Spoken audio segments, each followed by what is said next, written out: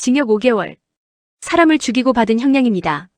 모범택시 시즌3 5회에서 드디어 밝혀지는 이야기입니다. 장성철 대표가 왜 모범택시를 만들었는지 그 시작점 말이죠. 15년 전 한 청년의 억울한 죽음 그리고 법이 외면한 진실.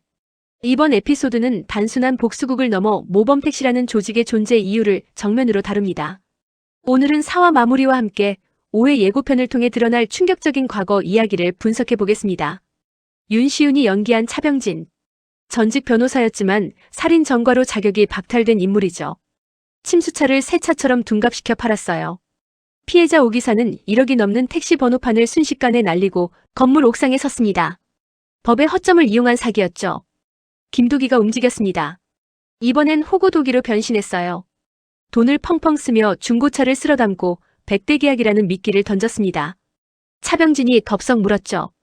고운이 흘린 가짜 뉴스에 낚여 침수차를 더 모았고 장 대표가 망한 택시회사 사장으로 등장했어요. 반전은 여기서 터졌습니다. 차병진이 쓰던 수법 그대로 5억을 추가 청구한 거죠. 계약서에 버젓이 적혀 있었습니다. 슈퍼카 부하들도 지하 주차장으로 유인해 깔끔하게 정리했어요. 슈퍼카는 장난감 미니카와 교환.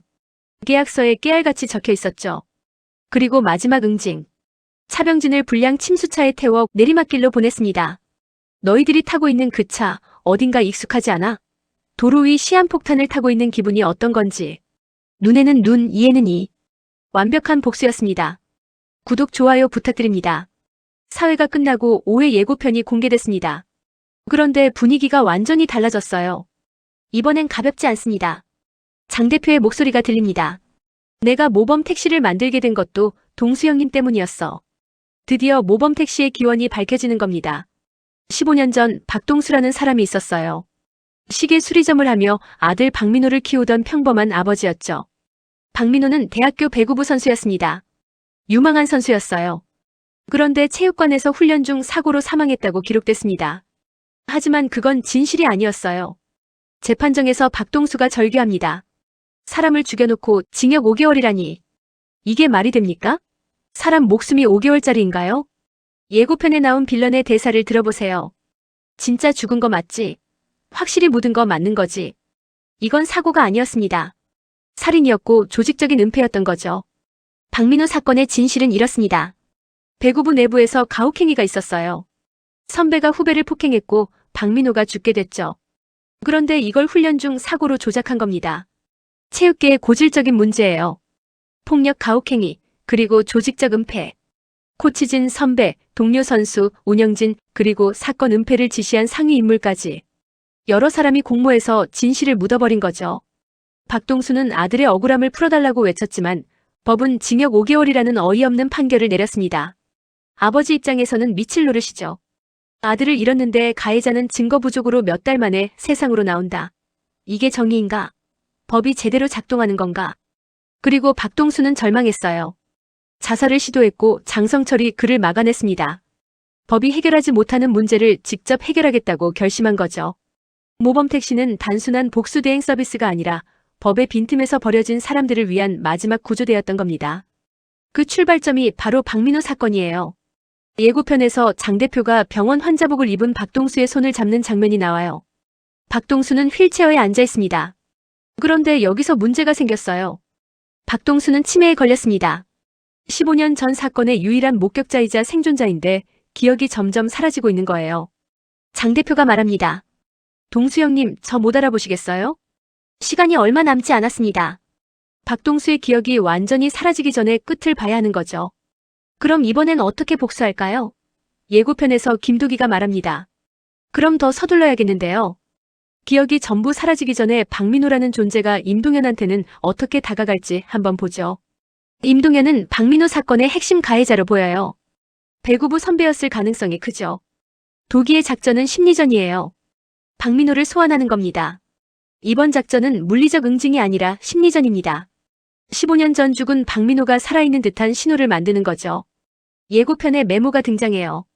오랜만이다 친구야. 그동안 잘 지냈냐? 임동현은 공포에 질립니다. 어떤 새끼가 장난을 쳐. 배구장에서 그는 누군가에게 불안한 목소리로 묻습니다. 박민호 진짜 죽은 거 맞아? 확실하게 묻은 거 맞지? 15년 전에 묻어버렸던 죄책감이 공포로 되돌아오는 겁니다. 가해자는 15년 전 범죄 사실을 다시 은폐하기 위해 움직이게 됩니다. 이때를 놓치지 않고 도기도 함께 움직입니다. 시신 없는 살인사건으로 미제로 남아있던 사건의 전모가 밝혀지기 시작합니다. 그리고 6회부터는 새로운 빌런이 등장합니다. 은문석이 연기하는 청광진. 민동대학교 배구부를 둘러싼 시신 없는 살인사건의 추악한 비밀을 손에 쥔 인물이죠. 5화의 그 박민호 살인사건과 연결이 됩니다. 공개된 포스터를 보면 은문석의 비주얼이 범상치 않아요. 부스스한 꽁지머리, 화려한 패턴의 수트, 검은 뿔테 안경. 종잡을 수 없는 차림새입니다. 특히 자신만만한 미소 뒤로 비치는 섬뜩함. 보는 것만으로도 위압감이 느껴지죠. 은문석은 빌런 전문 배우예요. 열혈사제에서는 코믹한 장룡이었지만 범죄도시2에서는 섬뜩한 악역을 보여줬죠. 이번 모범택시에서는 어떤 모습일까요? 제작진은 코믹과 느와르를 넘나들며 빌런 연기의 새 지평을 열 거라고 예고했습니다. 그리고 이재훈과의 극강의 액션 시퀀스도 기대된다고 하네요. 은문석이 6회부터 8회까지 무려 3회차를 책임진다는 건 그만큼 캐릭터의 비중이 크다는 뜻입니다. 단순한 악당이 아니라 드라마 전체를 움직이는 핵심 빌런인 거죠. 5회부터 모범택시 시즌3의 진짜 본편이 시작됩니다. 1회부터 4회는 일종의 워밍업이었어요. 일본 야쿠자, 중고차 사기꾼. 모두 현실의 범죄를 다룬 에피소드였죠. 하지만 5회부터는 다릅니다. 모범택시라는 조직의 정체성을 만든 바로 그 사건이 등장하는 거예요. 장성철은 왜 복수대행 서비스를 만들었을까요? 왜 법이 아닌 직접 응징의 길을 선택했을까요? 그 답이 박민호 사건에 있습니다. 법의 빈틈에서 버려진 사람들. 정의를 외쳤지만 아무도 들어주지 않았던 사람들. 모범택시는 바로 그들을 위한 마지막 구조대였던 겁니다. 박동수가 재판정에서 절규했던 그 순간 장성철은 결심했을 거예요. 법이 실패한 자리를 우리가 지켜야 한다고. 그리고 15년이 지난 지금 박동수의 기억이 사라지기 전에 마지막 복수를 완성해야 하는 거죠. 치매라는 시간 제한이 있습니다. 유일한 목격자의 증언이 영원히 사라지기 전에 진실을 밝혀내야 해요. 긴박함이 느껴지지 않나요? 모범택시 시즌3가 지금까지 성공한 이유 중 하나는 빌런 때문입니다. 카사마츠 쇼의 냉정한 야쿠자, 윤시윤의 날카로운 사기꾼. 두 빌런 모두 강렬한 인상을 남겼죠. 그리고 이제 은문석이 등장합니다. 6, 7, 8회를 책임질 세 번째 빌런. 배구부 폭력 조직적 은폐, 15년 전 묻혀버린 진실. 이 모든 걸 손에 쥐고 있는 청광진. 김도기는 어떤 방식으로 그를 무너뜨릴까요? 호구 도기가 아닌 또 다른 부캐가 나올까요? 5회는 모범택시의 과거를 다루고 6회부터는 본격적인 복수가 시작될 겁니다. 무지개 운수는 멈추지 않습니다. 여러분은 어떤 장면이 가장 기대되시나요? 박민호를 소환하는 심리전? 은문석과 이재훈의 액션 대결? 아니면 장 대표의 과거 이야기? 댓글로 자유롭게 의견 남겨주세요. 구독, 좋아요, 알림 설정까지 해주시면 앞으로도 모범택시 회차별 심층 분석으로 찾아뵙겠습니다. 감사합니다.